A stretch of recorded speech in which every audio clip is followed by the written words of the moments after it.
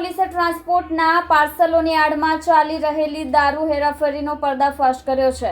પોલીસે royal township વિસ્તારમાં આવેલી એક ટ્રાન્સપોર્ટ એજન્સીમાંથી રૂપિયા 1.52 લાખથી વધુની કિંમતના કુલ 71 બોટલ દારૂ કબજે કર્યા છે।